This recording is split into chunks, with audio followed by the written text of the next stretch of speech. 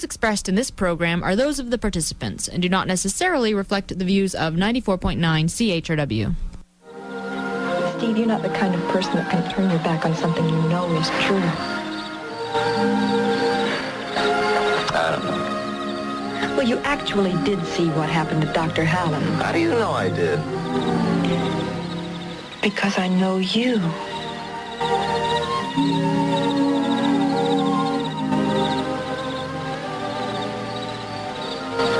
Okay. Well, now what do we do? How do you get people to protect themselves from something they don't believe in? Well, you keep trying and hoping you can find some sort of proof that'll convince them. Okay. I mean, I don't like it much. But I guess the only way you can find that is to go out and look for it.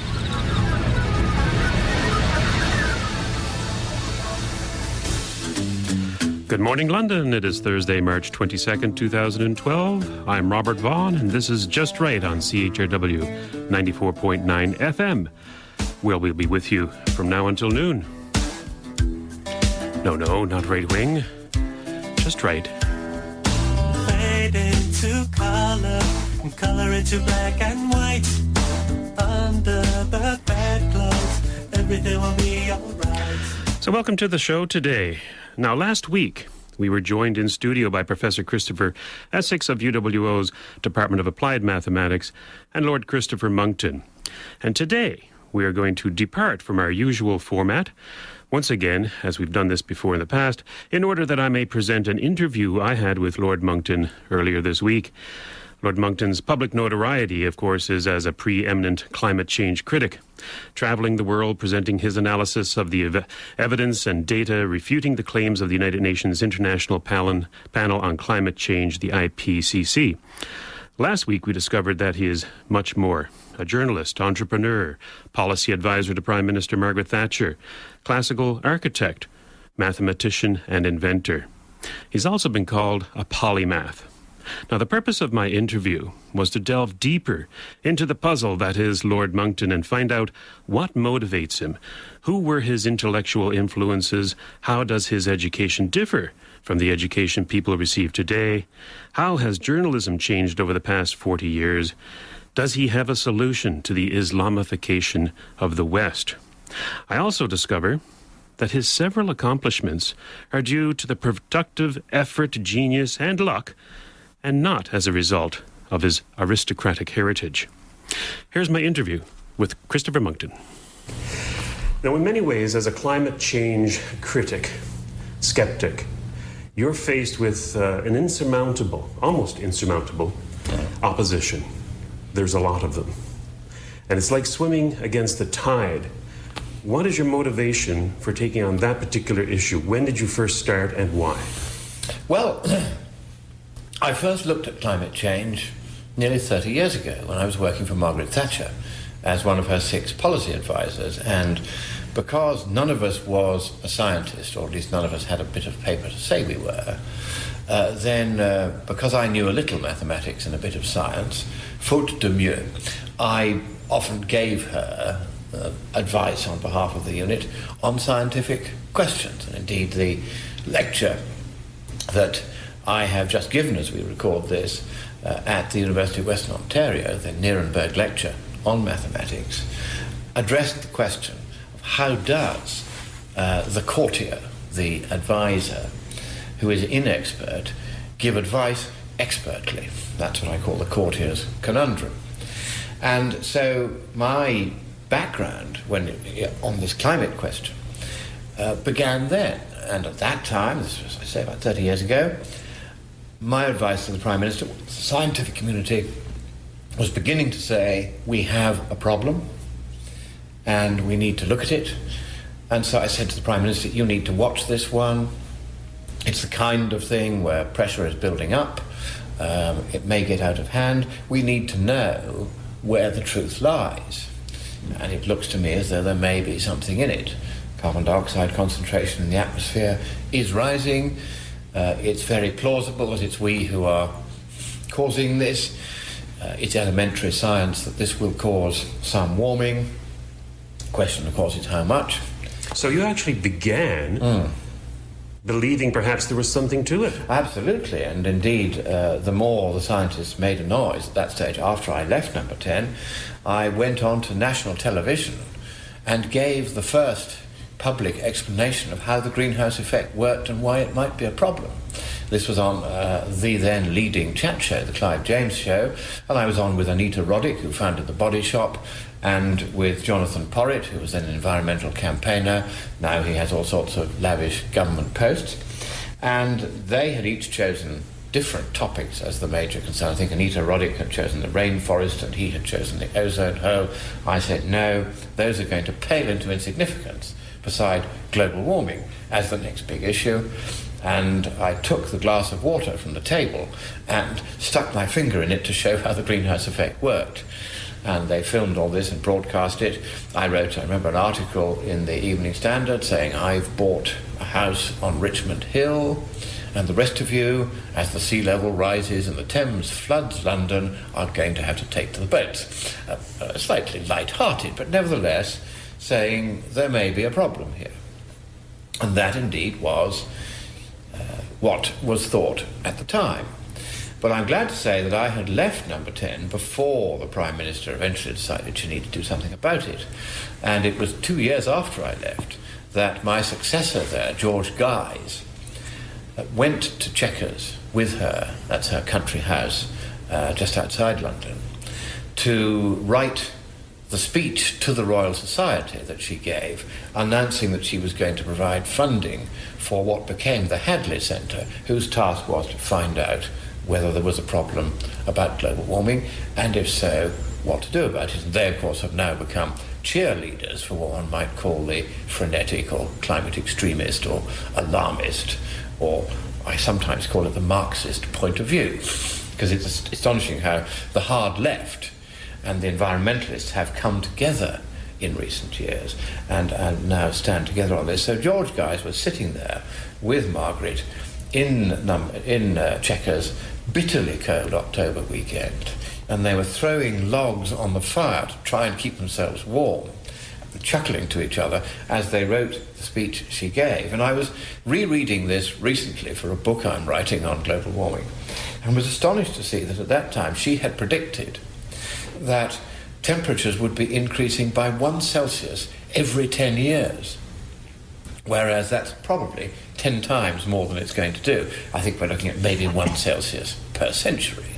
Certainly that's how much it's been, or equivalent, over the last 50 or 60 years. I don't think it's going to accelerate very much from that, even with China and India and eventually even Africa beginning to produce much more in the way of carbon dioxide emissions. I think there is a limit to the rate at which the climate is likely to warm up. But that was what she said then. And that goes well beyond what I would have let her say, because I took a very cautious view of these scientific questions. Unless proof could be provided that there was clear evidence of such an extreme rate of warming, then I would not have allowed any government scientific advisor to get away with making her say that. I would simply say, no, there isn't the evidence, and you mustn't push it just because that's the currently fashionable point of view among the scientific community whose views you represent. Now, if I could just go back in time a bit, because in the early to mid 1980s, when you did advise Margaret Thatcher at Number 10, you were probably in your 30s, early 30s? I was 30 when I joined, yes. 30, so... I would have been 28, but for 2 years my appointment was delayed by a clique of permanent staff in Number 10 who were evangelical Protestants and didn't want a Catholic there. And in the end, she squared them by saying that if they didn't allow her to appoint me, she would announce an inquiry into Freemasonry, and they backed off. So at the age of 30, yes, you would have had something in your background which would make you attractive to be an advisor to a Conservative Prime Minister. Yes. Could you talk a bit about your educational background, where you graduated from, and what kind of qualifications, credentials, officially, that you may have that would have attracted them to you? Right. Remember that I came from an aristocratic background. My grandfather was a cabinet minister and a peer of the realm. My father was the army's youngest general. I was born with several silver spoons in my mouth. I was educated at Harrow School, the best public school in the world, which of course is a private school, which is the way we call it. I was then sent to Cambridge to study classical architecture, which I got my degree in. Then I went to University College Cardiff to do a postgraduate degree in the study of journalism, and then went straight to the Yorkshire Post, where within a year or two I was writing the editorial comments for the paper alongside the chief leader writer Tom Greenwell. And it was there that I came to Number 10's attention, because they, not Number 10 as it was then the Conservative Party in opposition, because I was writing many editorial comments, which were not signed, of course, but on political topics. And they were liking what we were saying. And eventually they said to the chairman of United Newspapers, which owned the Yorkshire Post, who is this guy that has changed the style of the editorial comments in the Yorkshire Post to make them much more hard-hitting and much more effective? And he said, oh yes, he's a protege of mine, Christopher Monckton.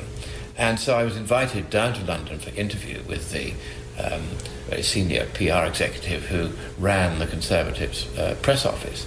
And they then invited me down to Conservative Central Office to work in the press office for a year, during which time I made many contacts. And the crucial one, I think, was Sir Alfred Sherman, who was the Director of Studies at the Centre for Policy Studies, which was a think tank founded by Margaret Thatcher and Sir Keith Joseph, while Edward Heath was still leader of the party, and he was way on the left, and Thatcher and Keith Joseph, like me, were somewhere to the right of Genghis Khan. And so they founded this institute, which Alfred Sherman ran, and he was a terrific character. And he invited me to see him. He had seen one or two speeches I had drafted for MPs and had liked the style. Again, he said, who's doing this? And so I was invited over to see him at his basement office in the little house in Westminster, which was the Institute's headquarters. And I went downstairs, and he said, we just talked of this and that, because he was sizing me up a bit. And he said, you know, one of the things I think that's terribly important is that there should be a national home for the English, you see. And so I laughed uproariously. He had a strong thing about immigration. And I said, you know, you're absolutely right. I think we've got to start by sending all the Jews back where they came from. He, of course, was a Jew, and he could see I was joking. He laughed uproariously and ordered cake. And that joke was probably what got me into Number 10. Because the moment he ordered cake, this was a mark of the very highest favour. And so he and I became fast friends. He's merry in heaven now, but... and we got on terribly well because we had the same mischievous sense of humour, same way of looking sideways on at political problems and finding a new angle into them. And he then made me the secretary of the Central Study Group there, which was a forward strategy study group, where, among other things, the first head of Margaret Thatcher's policy unit used to come, and one of the members of the unit, they would come roughly it was every week, to the meetings. I would take the minutes, and since I did shorthand, I was able to give extremely full minutes, which I think many of them kept, because these were the discussions that ultimately led to Thatcherism. And so I got to know the people at Number 10. They immediately tried to get me in when she took office as Prime Minister, and that didn't happen straight away because various people didn't want it to happen, but eventually she got her way and I was invited in. Well, what's interesting is that she invited you in, or at least you were brought to the attention of the Conservative policy people, not because of who you were, because the articles were anonymous. That's right. But because of what you said. Exactly. Right, so a lot of people may think that your aristocratic background got you this in, when in fact it was actually your ideas and how you expressed them. It was my natural genius and ability. There you go. Yes. Or something. But of course, in all these things, there is luck.